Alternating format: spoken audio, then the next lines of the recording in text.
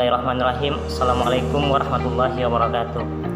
Alhamdulillahirabbil alamin. Shalatu wassalamu ala asrofil anbiya'i wal mursalin wa ala alihi wasahbihi rasulillahi ajmain.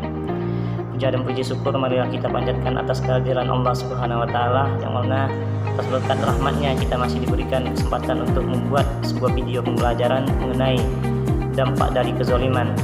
Salawat beserta salam pesan-pesannya kita hadiahkan buat arwah junjungan alam yakni Nabi besar Muhammad SAW dengan mengucapkan Allahumma shalli ala sayyidina Muhammad wa ala ali sayyidina Muhammad.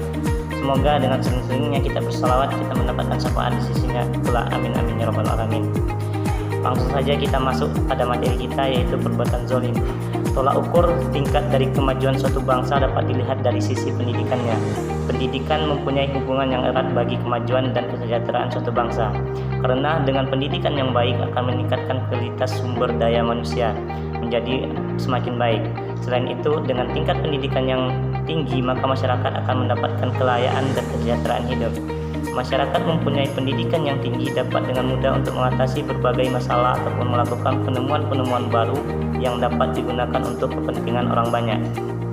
Tujuan pendidikan pada hakikatnya adalah meningkatkan wawasan, kemampuan, keterampilan, pengembangan sikap dan nilai-nilai dalam pembentukan dan pengembangan diri sehingga akan meningkatkan kedewasaan.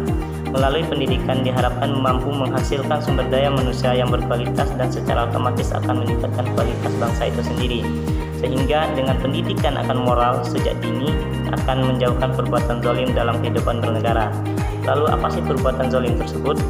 Tolak ukur kezaliman di sebuah negara dapat dilihat dari beberapa aspek yang berhubungan dengan pelanggaran hak-hak individu dan masyarakat, serta menyalahgunakan kekuasaan oleh pemerintahan atau pihak-pihak yang berkuasa.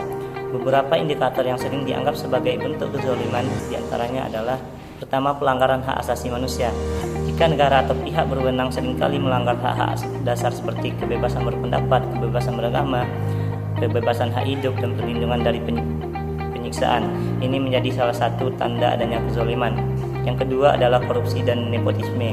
Penyalahgunaan kekuasaan untuk keuntungan pribadi atau kelompok tertentu, termasuk korupsi di tingkat tinggi, adalah bentuk kezaliman karena merugikan kepentingan publik dan menciptakan ketidakadilan. Yang selanjutnya adalah hukum yang tidak adil.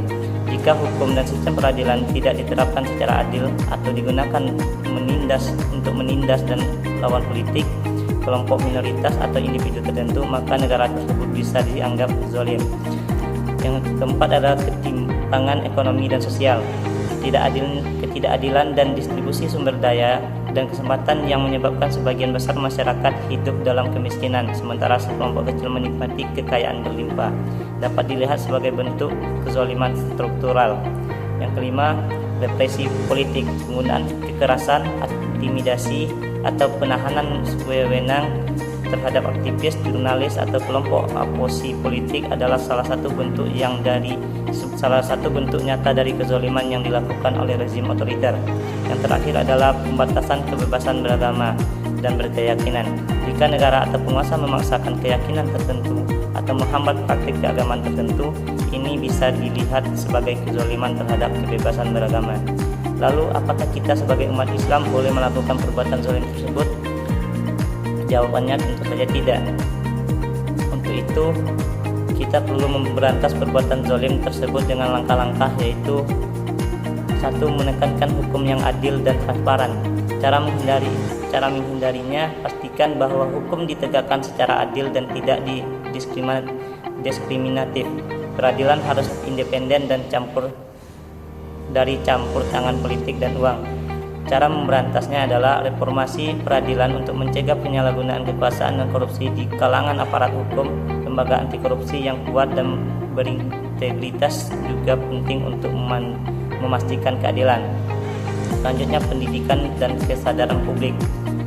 Masyarakat harus mendapatkan pendidikan yang baik tentang hak asasi manusia, hukum, dan keadilan.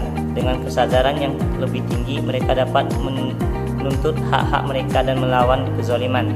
Mungkin sekianlah materi tentang perbuatan zalim dalam suatu negara yang dapat kami sampaikan. Lebih dan kurang kami mohon maaf. Billahi taufiq wal hidayah. Wassalamualaikum warahmatullahi wabarakatuh.